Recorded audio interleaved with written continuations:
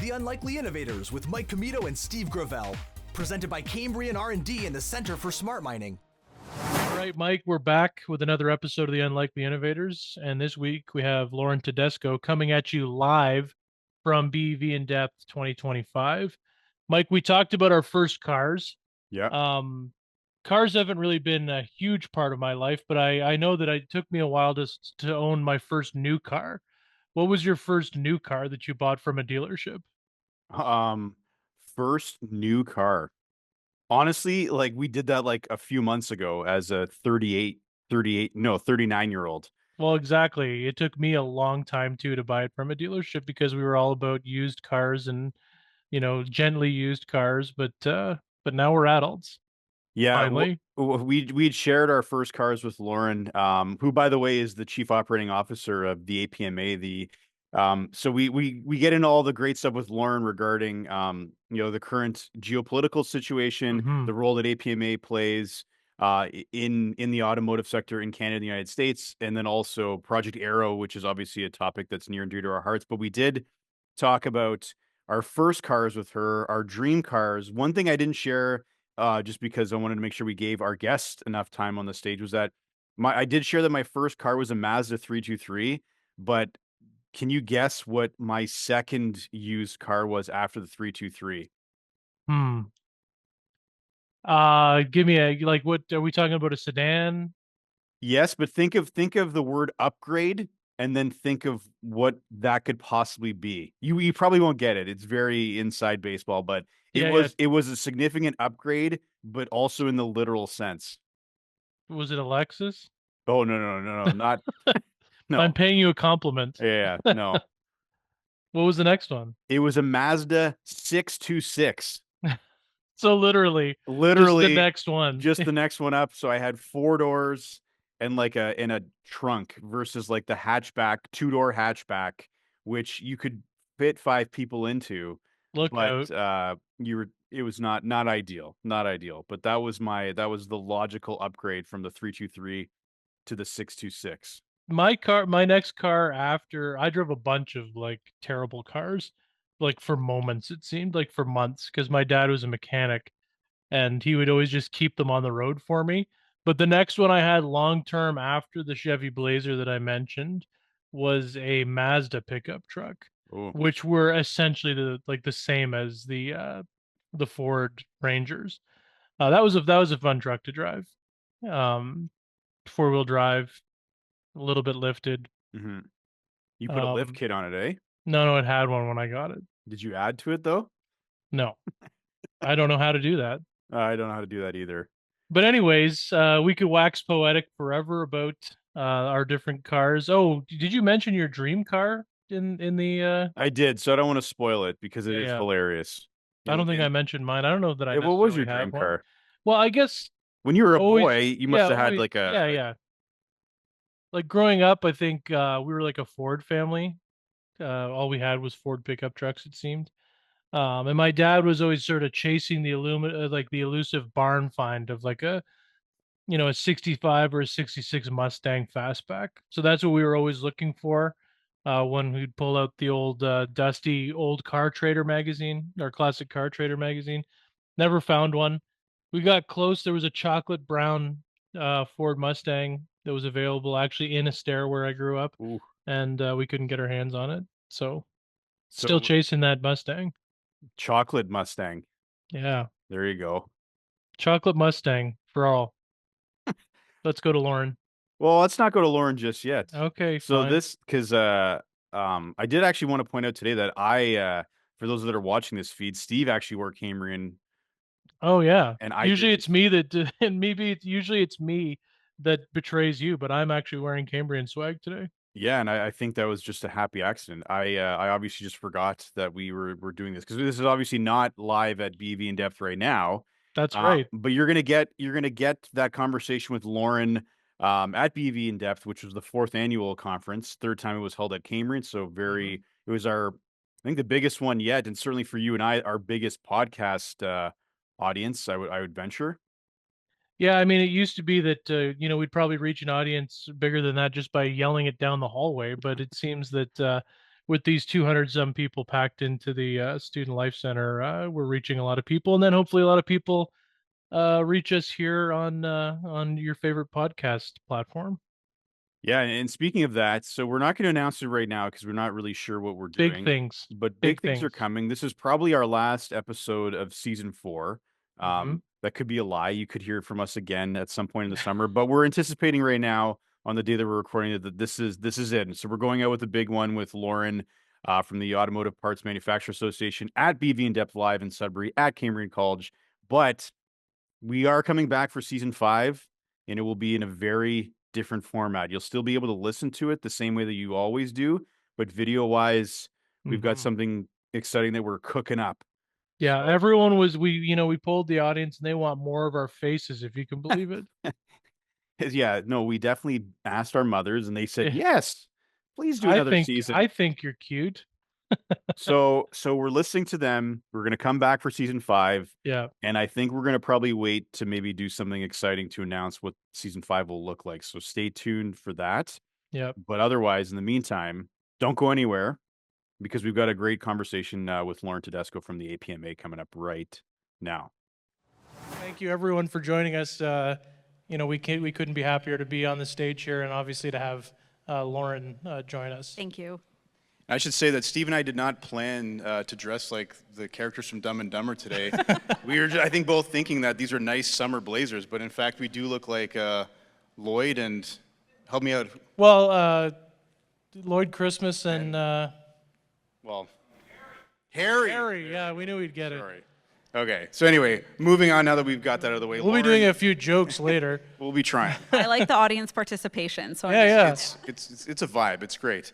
But Lauren, thanks so much for doing this. And for you and for those of us in the audience, for those in the audience who aren't familiar with the show, it is called the Unlikely Innovators, and we always like to start with a question because Steve and I are very unlikely insofar as that we went through the ranks of the world of history to get where we are now. In the world of R&D at the BEV In-Depth conference, and so we wanted to ask you about your journey because we noticed that you have an arts background like Steve and I, and so maybe you can kind of set the stage as to what you thought you were going to be when you grew up, and maybe how you've kind of wound your way to where you are now.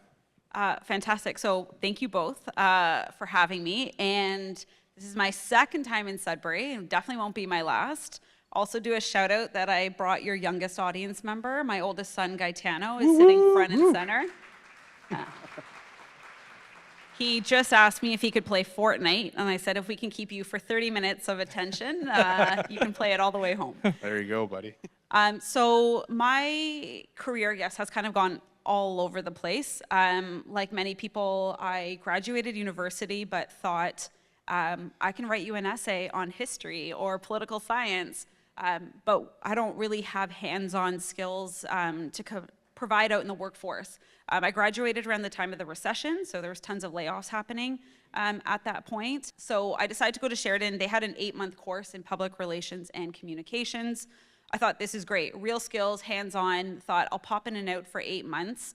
Have actually spent way more time going back there than into the university space because even though I felt it was temporary, that's very much where a lot of my roots are. And then I moved into public relations agencies. Like boot camp, and I say this to many students that I taught after, you have to roll up your sleeves, do the grunt work, and really understand how things work from the ground level up. I spent a couple years there. It was great. I learned a lot. I can only pitch so many Gillette razors to the world about how great they are and get them onto Christmas lists. And then I decided I really needed to do something different. I learned a lot, but this wasn't the space I wanted to spend my career. I actually sent an email, this is very random, sent an email to the head of communications at U of T, and I said, I think I wanted to have a job like yours one day. How did you get there? Could we have coffee? She said to me, sure, this is a very random email, but happy to host you. She had actually worked for the NDP provincially, and she said, listen, I'm hearing everything you're talking about. Don't come here. This is where you retire. Go into politics. I can tell this is a space that you want to be in. And so that's what I did. I made the jump into Queen's Park. I worked at economic development. I worked on the Sandra Pupatello leadership campaign, and then became the director of communications at education, and then moved over to Treasury Board. it was fantastic. I was director of communications, so I got to tie into my communications and learn a lot in that political space as well.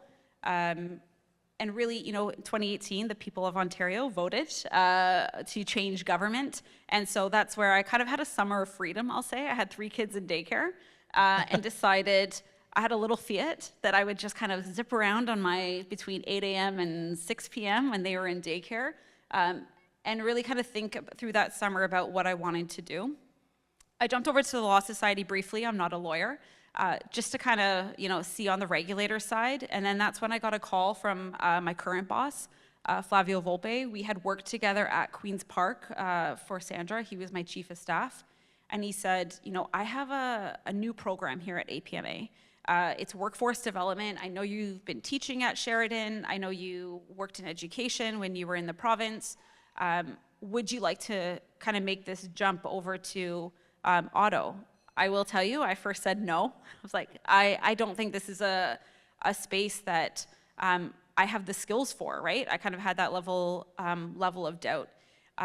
Instead, it has turned out to be the place I've stayed the longest. I've had a lot of jobs. I've been there 5 years now, and it changes constantly. And so I still use my communications. I'm up here speaking publicly, not my most comfortable space, learning every day in it, but have now moved into, it started with workforce development and how we get more people into the industry that have not historically participated before. And then it has now evolved into Project Arrow 2.0. We've had a successful launch of 1.0. It's been all over the world. It's on a ship coming back from Germany right now.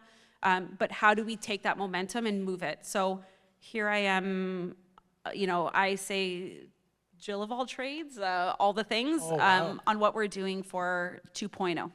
Yeah, and that's actually a good buzzword that you just hit on for us, because we actually do have an event called Jill of all trades annually at Cambrian College. So the name of the show is Unlikely Innovators, and you have had a winding path. It's not like you could look in a crystal ball after graduating and say, I'm going to work at the APMA one day. Never in a million years, yeah. But I did want to pick up on something that when we talked to you before is you were a car girl growing up. I was. And one thing one thing I wanted to ask you, and perhaps Mike and I will share what our first cars were. But what, to the best you can remember, what was your first car, and what was it about cars that really switched you on to that industry? Can I say, I think I was born into that, so it definitely wasn't a choice. We'll say first car. I actually called my mom last night to verify this. So when my mom was pregnant, went into labor, the car that they drove me to the hospital in was a 71 purple Gremlin. And that is where, and if you don't know what that is, please look it up. Yeah, you got to Google that. A purple Gremlin is a sight to see. Yes, purple of all colors. My dad, literally since we've been born, has been buying and selling classic cars. He also has had many jobs, but that's very much where his passion has been. And so when we were little, we spent a lot of time traveling all over southwestern Ontario to go look at classic cars in barns, on people's properties, all over. We were always promised that there would be a stop at the candy store. That would be if you make it on this trip. That's really kind of where that culture started. My sister and I very much grew up in that space.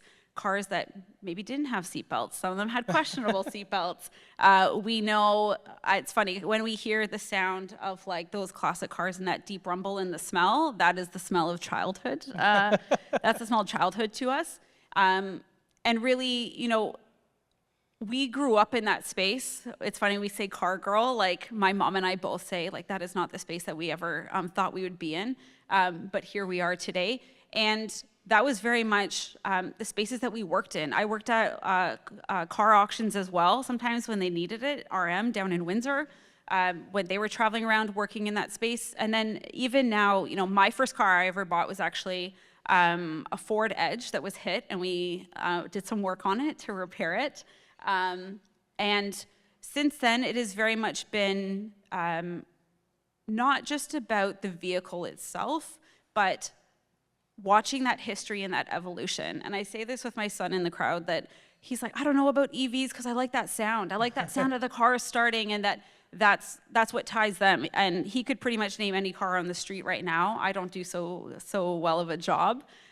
He's amazing at it, but yeah, that really is kind of the passion space. I didn't think I'd be at APMA, not in a million years, but that's ultimately where it led it. And now thinking about Project Arrow and EVs and what we're doing, and what that future looks like. And I think it's a future of all the worlds combined. We see that, it has plateaued a little bit when we look at the EV, but momentum builds and then it can decline, but that path still continues to move forward.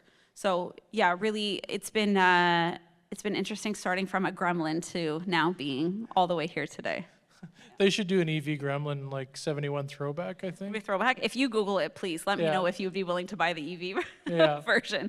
Well, that's funny because when we were thinking about this question as well, like I had thought about like when I wasn't really like big into cars when I was a kid, but I'm like, what car did I was fixated on a car when I was a kid, and it was called the Eagle Talon. And I assumed that this was probably like a really like sick, cool looking car.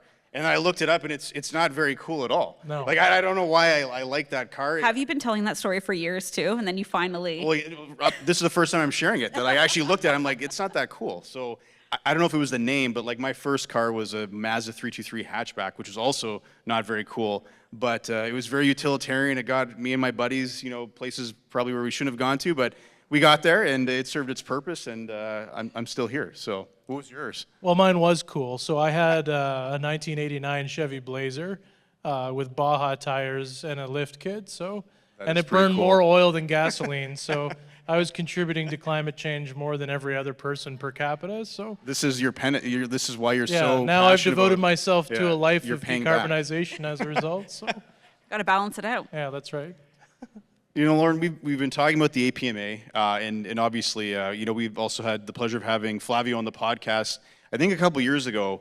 And we know, I think a lot of people in the audience are probably familiar with the important work that the APMA is doing, but maybe if you can talk a little bit more about that now and explain to not only people in the audience, but people who will hopefully be listening to this later, how important that work is now, especially in the context of what's happening in the world. I think when we talked to Flavio 2 years ago, we were talking about some things on the horizon, but certainly the world has changed significantly since we had that chat with him. Yeah, happy to. So the APMA, we represent auto parts makers across Canada, largely here, Ontario and Quebec. Started out in 1952, so we do have a fair bit of history under our belts. And it was actually with the aerospace industry, and then it had divided around 1952. I know that we'll probably talk after about Project Arrow and looking at the Avro Arrow, but much of our history and our legacy has been built in sharing that space and then how it's developed since. So a lot of the work that we do does focus on advocacy. I'd say we do it very different than most other associations or organizations. It's definitely not through the formal channels of looking at lobbying and government, et cetera.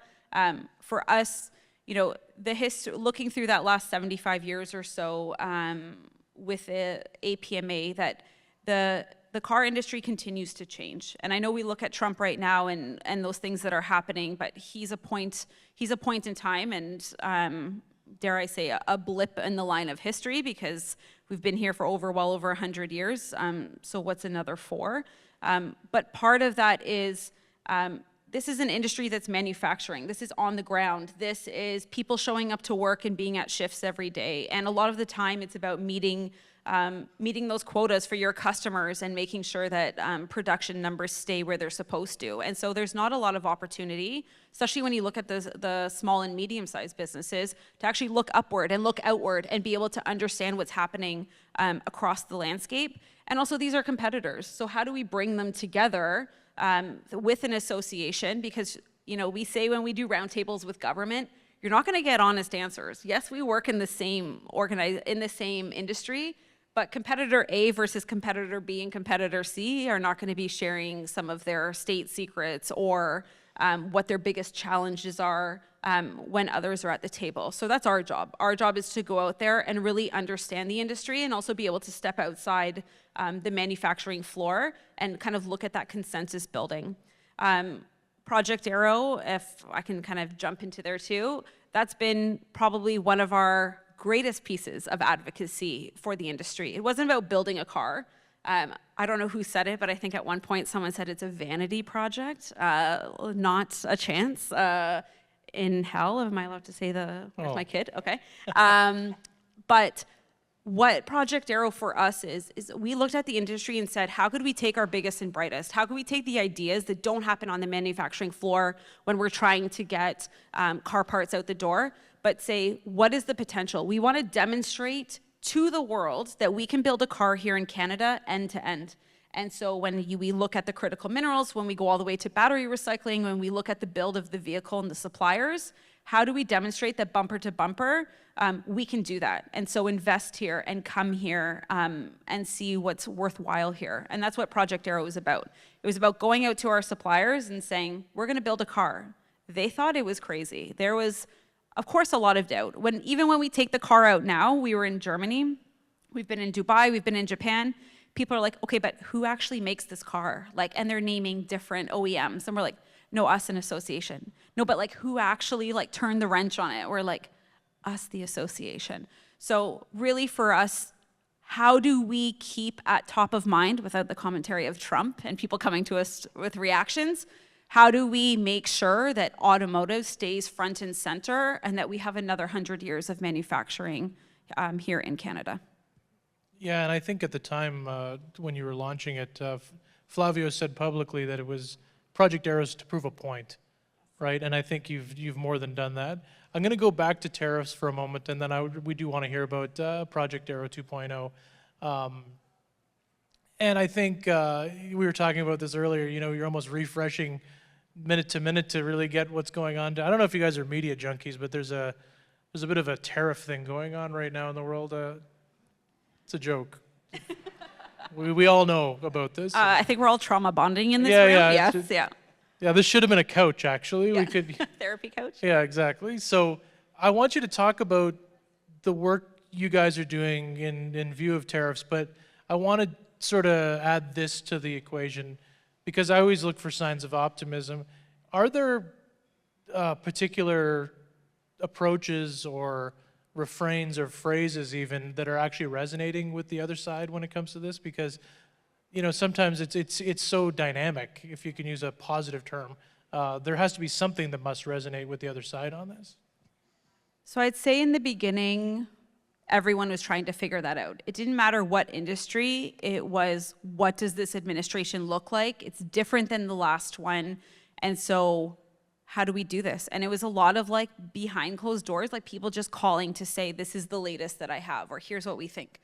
When I look at right now, I think on the ground, what has been effective for us is going into the US and actually having conversations with mayors and governors, et cetera, Congress, to say, here's what it means for you.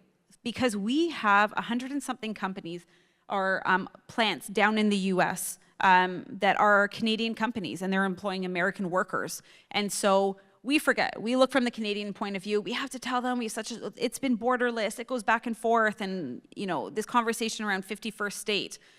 What actually works well is to be on the ground and say, okay, well, when you close that border and you decide that you're stopping trade or tariffs are gonna be at an excessive amount, well, what that means for you is that we're gonna have to close the industry that's employing 2,000 people in a town of like 30,000. And so you're gonna lose one of your biggest employers.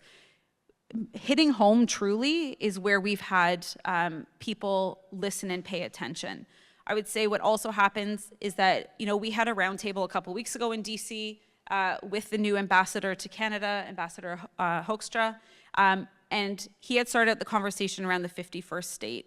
I think there was a fair bit of pushback of, that's not who we are, and we don't appreciate that conversation, and being able to have a backbone at that table to say, you want to have an open conversation around tariffs and what this means in the future. This is not something that resonates with us, and so where we can't entertain kind of the noise that happens up high, because that's a distraction and a really good one. Like, they're very good at creating distraction and then creating burnout, because today it's automotive. When, you know, I watched the White House press conferences, or when they had Prime Minister Carney with Donald Trump, and someone asked an automotive question, and I always like cringe. I'm like, please don't do it. Don't put us on the target, on the radar, because there's so many other things that he's constantly going after. So I'd say that's, and also just being able to weather it. because in the beginning, we had so many companies coming to us to say, what does this mean? They don't have trade experts. Most people don't, because we've always had really great trade up and down North America. Now I say that everyone's better understanding what's noise and what's true. We saw that last night, the federal courts of international trade have deemed that most of the tariffs are in fact illegal, but not when it comes to the US, when we're looking at the USMCA and then looking at Section 232. So there's still every day, like I'm throwing out numbers right now. What does this mean to this audience? But we're all having to become trade experts in that. So I think it's both. It's things, yes, are getting better and they'll continue to. We also have to look at it that it's 4 years in a 100+ history in the industry, and that will continue to change. Just like technology changed a lot of things, AI will change things, electrification will change things. It's just that this is something that we're dealing at this time, and it always feels like it's the worst thing because it's us dealing with it. We'll look back in 20 years and say, oh, actually it sucks for the people who are there right now. So I think there's a lot of positivity to come out of it, and we're a rock solid industry that will continue to. I said rock solid industry in front of this audience. This Sorry, is perfect. not about Yes. automotive. You're doing the Actually, right that thing. should not be my analogy. Playing to but- the base. Something about the that's rubber good. hitting the road, perhaps. I don't know. Yeah, I always mess up those analogies, so I won't. It's best when it's accidental. Yeah. Yeah. But no, I think Sudbury can appreciate rock solid, absolutely. And we're here at the 4th annual BEV In-Depth Minds to Mobility. And so when this conference started 4 years ago, the idea was to bring together the automotive and the mining sectors, two sectors that obviously are an integral part of the Canadian economy, but they don't necessarily, I think, collaborate and cooperate the way that, I think they're starting to now. I think obviously in the context of what we're seeing in the world, how important is it that these two industries that historically, haven't necessarily been tied together are starting to really think forward, and how do we close off these supply chain issues by thinking ahead and working together?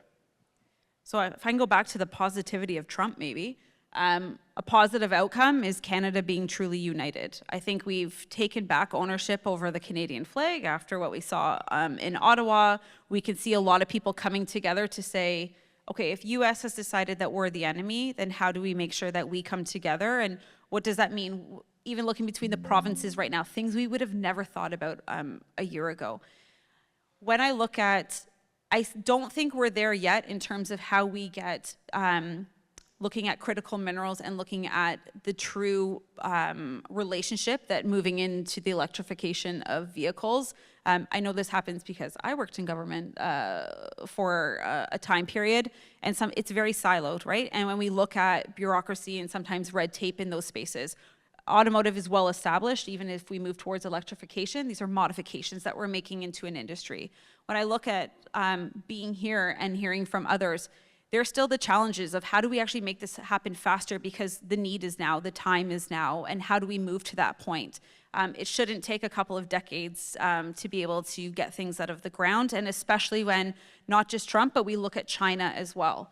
These are all spaces that, for us on EVs, we have a chance on the supplier side to have true leadership in that. So why aren't we having better conversations? Yes, on stage today and in this room, but not once a year in Sudbury when we bring all those people together. How does it actually happen that if we're going to be doing this as a real, genuine partnership? I don't know what that answer is right now. I think it definitely has to have more conversations. Even around the dinner table last night, when all of us were in the same room, I don't know what that direct connection is quite yet. And I don't know how we make sure that we're on the same page and we support each other through those startup phases to get there. But we know that it's essential for each other and for our success. And that even when we talk about, yes, some on the EV production and things maybe have slowed down a bit, or we're recalibrating as we continue to move forward on that. But to me, I think this is the place. I think that even having this, being able to have this conference, being able to have these conversations, this is only one of the true points that I see that it's actually coming together and to do that. So I put out an open invitation to that as well, because for our auto parts makers, that's it. How do we source it? How do we find those materials to be able to not have to go to China, to not have to go to others? We want it to be homegrown here in Canada. Yeah, and I thank you for the kind words about the conference. I mean, that was really the genesis of a few of us around the table 4 years ago. When we said, if we start giving the sort of occasion for people to come together, that can start to sort of instill some of that comfort with each other and lead to partnerships. So Mike and I are admittedly history nerds. We often talk about the heritage moments that you see on CBC. Which are great. Which are great. I like the new ones. They're doing well. The new ones are good too. Yeah. They're too good, though, I think. Yeah, They're not as corny as they were. Honestly, I feel like we were very proud of Canada. When we look at some of those, and it's not one of them, but you know the one with the hippo? Do we know the one with the Okay, hippo? I know it's not a heritage moment, No, but that's the hippo is yes. The house hippo. Yes, the house hippo, yeah. I have a few of those in my house. It's another joke. Yeah, maybe You're allowed to laugh. Yeah. We need Laugh some people at to him. We're not all on mute here on Teams, or maybe I'm just not being funny. But Try harder. yeah. But so what I was trying to, I was going somewhere. I'm going to meander to a question for you. But Mike and I understand the importance of calling Project Arrow the Arrow, after the great legacy and the unfortunate demise of Project the Avro Arrow. Yep. And I think I wanted to give you an opportunity to talk a little bit about your Arrow project, and then the lessons sort of learned from it, and where are you going in the next iteration of it? Well, no pressure on government, depending what the future is. So for, I think probably most people know, but Project Arrow, when we had first started the idea around it, it was, what could we call this project? If we're bringing together collaboration across the industry, where could we go with this that kind of signifies that Canadian story? So Avro Arrow, you guys can probably better tell this story than I can, but could I say fighter jet? Is that fine? Yeah, Interceptor. But Okay, yes. Interceptor, Yeah. thank you. See, technical, back in the 50s, and really Canada was peak. Canada had created one of the best, fastest Yep. First of its kind. interceptors. Is that what I'm calling it? Yes. I think it's fighter interceptors. Fighter Yeah, so interceptors, thank you. Yeah. Well, I will always get that right from now on.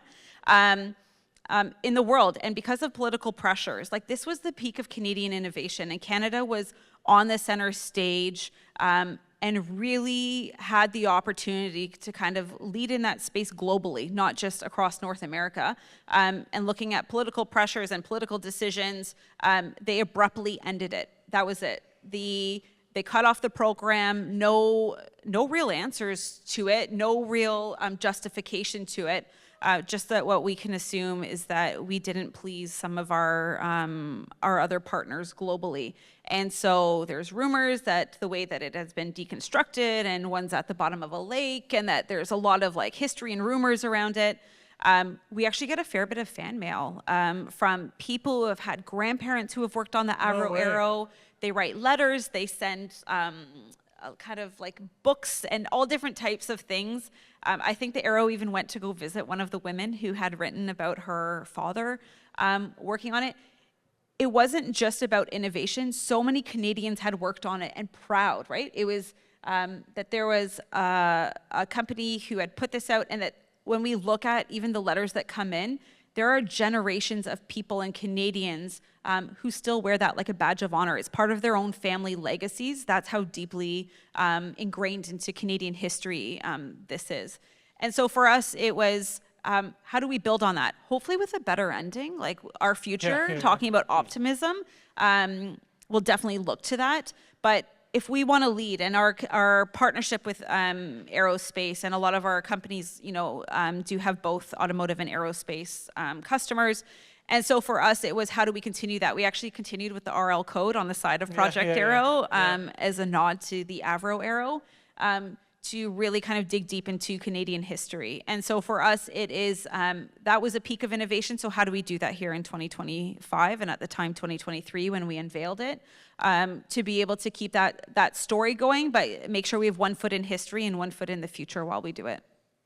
That's awesome. Yeah, and I think Steve and I have talked about this before. Maybe I'm speaking out of turn here, but again, I think a future phase, like made in Canada, powered by Canada, the all-Canadian battery going into the Aero. Yeah, that'd be would sweet. be a great way to bring the two sectors together, and I think really make this a statement.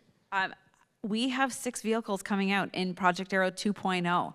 There is definitely out. room in that.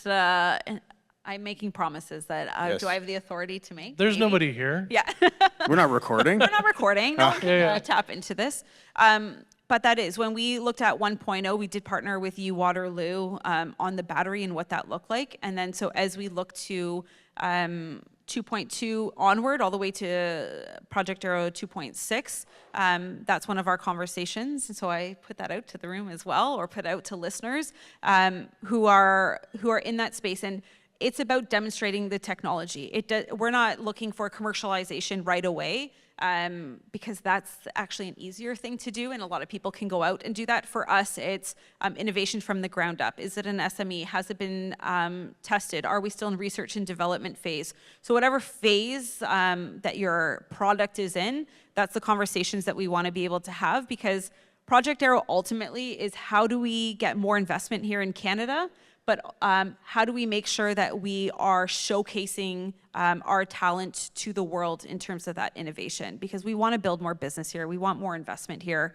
and we want to make sure that our industries and everything that ties to automotive has that legacy for the future. I think I'll speak out of turn for some of the mining companies in the room that I think we've got a lot of the critical minerals here and across the country that I'm sure if they wanted to contribute to a project like this, that would be a great. Absolutely, absolutely. So come find Lauren. How hard could it be? I think we're getting to the end of our time. Scott's actually right there. So maybe we'll ask you one last very cane. quick question, just because we are at Cambrian and you're on the board of governors at Sheridan College. We know that obviously with the automotive sector, we're drawing heavily from machining and the automotive technician programs, but the world is changing. AI is becoming a big part of our everyday lives and a big part of industry. Looking ahead, with your role at the APMA, but also your soft spot for education, what do you think the colleges need to be doing to ensure that Canada has the talent that we need in order to keep our automotive sector robust and secure? So I will always be the biggest cheerleader for colleges. Going to Sheridan, teaching at Sheridan, and now sitting on the board of governors, I can understand it from the entire spectrum, really, of all the levels it takes place in. I think the biggest difficulty is we live in an environment where there's a lot of people who get to dictate the space of colleges, who are, by the way, I will always stand on my soapbox, not publicly funded. I think it's under 20% of funding comes from government, and so they're publicly supported. It's a very different space than it had historically started out as when the college sector really started here in Ontario. When I look at the challenges ahead, I think that colleges are already doing a fantastic job of anticipating that. They do that better than I think universities do, because it's really hands-on, on the ground. How do we put real skills into people's hands, and that they can do it based on jurisdiction? That when you're looking across the province right now, they get to tap into what are the greatest needs in our area, and how do we build up that workforce? And colleges can adapt a lot easier to that. Curriculum is also, again, I will get way too into weeds and details on this stuff. But for me, looking at the future of colleges, that's where I think the future workforce is, especially when we look at our industries here and how AI plays into that. I've seen already colleges are adapting to that. What is a diploma or a degree, and partnerships with other post-secondaries to push that forward? I think we constantly have to keep that one foot in industry as well. And so we can see the future of where our needs are, and then colleges can turn to adapt in those industry partnerships to be able to say, okay, here's what we can do, and having that feeder right into the industries do that. Historically, it's been done very, very well. So I definitely think that's where the future is, and I will always stand on my soapbox when it comes to education, because we actually can't do any of these things unless we have people doing it. And I think too often we talk about industry and organizations and business at large and talking about profits and production, but we're not talking about the people on the ground who show up every day, because if they don't show up, then you don't have a company to run and to be successful in that space. And so that's where it really starts, is here, right at college. As a college employee, I can't think of a better place to end. Lauren Tedesco, thank you so much for Thank joining you. us, and thank you everyone for you. joining us on the Unlikely Innovators. The Unlikely Innovators with Mike Commito and Steve Gravel. Presented by Cambrian R&D and the Center for Smart Mining.